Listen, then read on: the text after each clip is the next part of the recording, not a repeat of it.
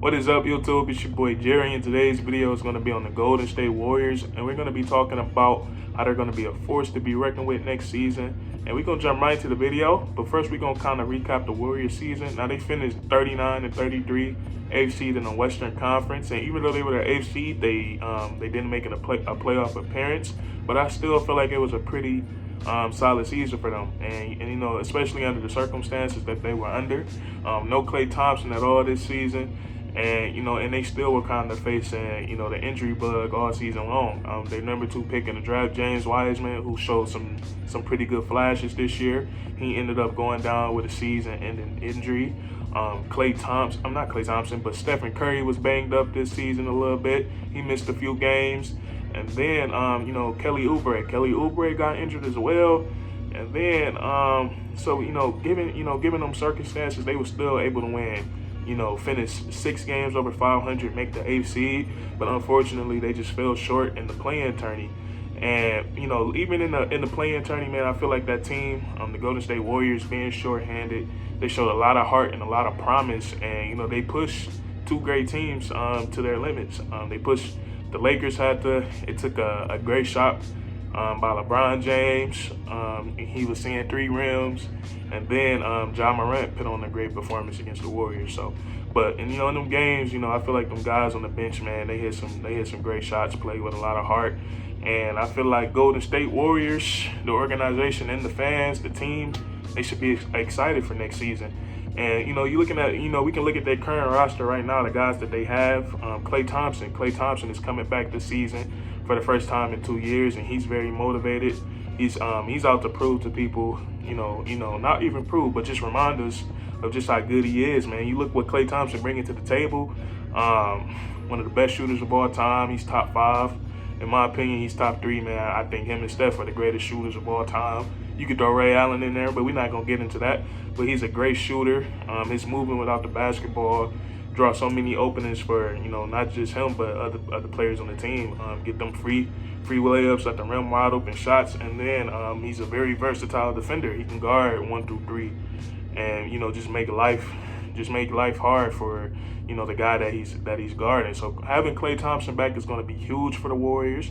And then Stephen Curry's at that age where, you know, he done seen it all. You know, he done seen everything the league can throw at him, from the traps, the double teams, the boxing one. He done seen it all. And now this season it's probably going to be easier to him. You know, he's at that age where, you know, he done seen it all. He's just going to be cerebral this year, and I think he's going to pick up right back where he left off from last season. Because last season he had a very historical season, in my opinion, man. So many accolades that, you know, I can't even name all of them. You know what I'm saying? So he had a very great season. I think he's going to be just as good or even better next season. And then, you know, we look at Draymond. You know, we look at the Warriors' big 3. You gotta bring up Draymond. I expect him to be, you know, in the gym every day this offseason, just because the sole fact that Draymond, he hates to lose. And I expect him to, you know, just to work on his confidence. You know, start working on his 3 ball again. Get confident in his offensive abilities again. Because, you know, looking at Draymond Green this season, he looked to facilitate too often. There was some times, most recent against the Grizzlies, there were opportunities, you know, where he had right at the rim, you know, he could lay it up, and you know, he's just looking to get an assist. And you know, Draymond Green from 3-4 years ago, you know, I ain't saying he was a 20-point per game scorer, but you know, he wasn't hesitant to shoot the ball or, you know, to lay it up. So I feel like he's going to get a lot better this season. He's going to work on his 3 ball.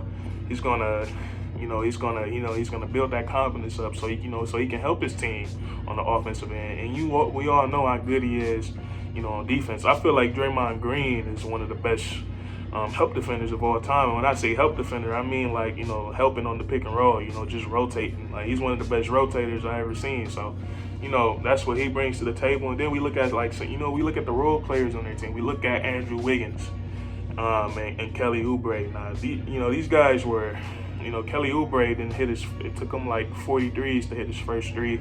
But he started to pick it up in the second end of the season. Same thing with Andrew Wiggins. Andrew Wiggins didn't look too good at the beginning of the season, but, you know, towards the end in the play-in tourney, I feel like, he started to get more confident and more consistent with his game. And I like the way he looked, in those 2 playing games. So, Andrew Wiggins, he's a nice piece. As a, I think he'd be good as a 3rd or 4th option when so much burden isn't on his shoulders. I think it'd be easier for him.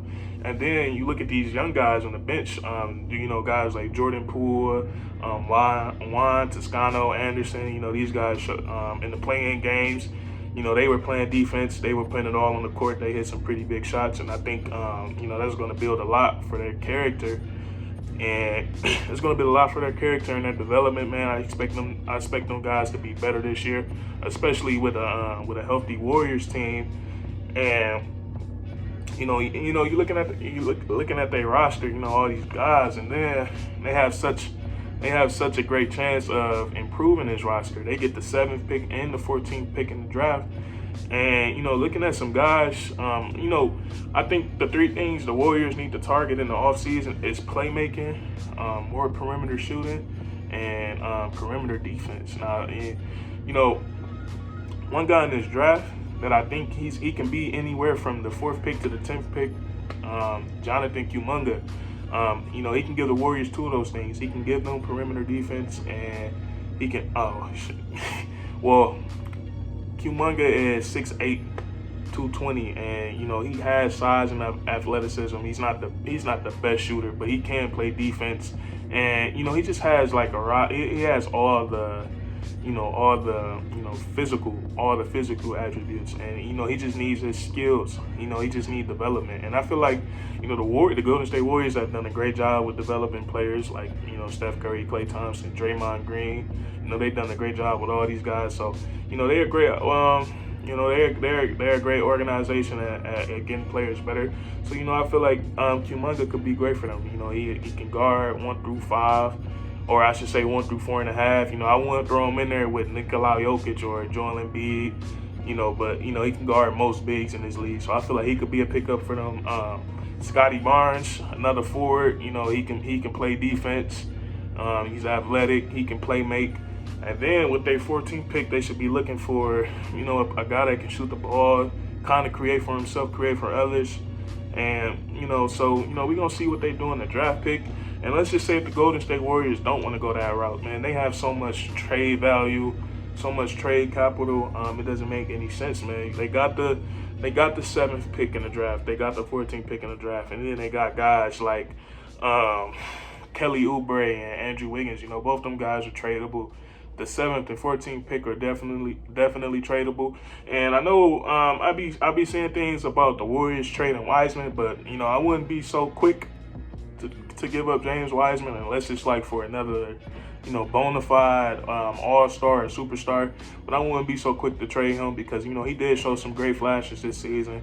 So and the Warriors, I keep saying this trade, man, the Warriors trading for Ben Simmons. And I think that'll be, if Ben Simmons is willing to play the 5, I know, it'd be hard for him from going to the, the point guard to the center. But, if you got Ben Simmons in that pick and roll with Stephen Curry, I feel like that's going to be filthy, man. It's just the only thing that you will have to worry about that is him and Draymond. Him and Draymond will both, one of them guys will have to be, at least attempt threes, and hit them. And I feel like Draymond is capable of that. He just got to get that. He just got to get it back in his head that, I can hit these shots because, So, and that's a lot of playmakers and that would be their starting 5. It would be Steph, Klay. I don't know who would be available to play the 3, but then Draymond and Ben Simmons. So all them three playmakers and Draymond, Ben Simmons, and Stephen Curry. That'll be pretty fun to watch, and they'll be filthy on the defensive end as well. They with Ben Simmons and Klay Thompson, and Draymond Green, man, those are all world defenders. So we'll see what the Golden State Warriors can do, man. They can take the route, which I like. They can keep this roster and just draft the players that they need, or they can take the trade route and try to find and try to trade for another all-star or another superstar. So we're gonna see what the Golden State Warriors do, man.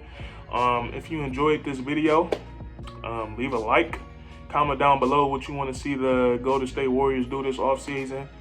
And, you know, subscribe for more weekly content, man. We upload every week, once, twice, 3 times. Just know you're going to get that video every week. And that's curtains.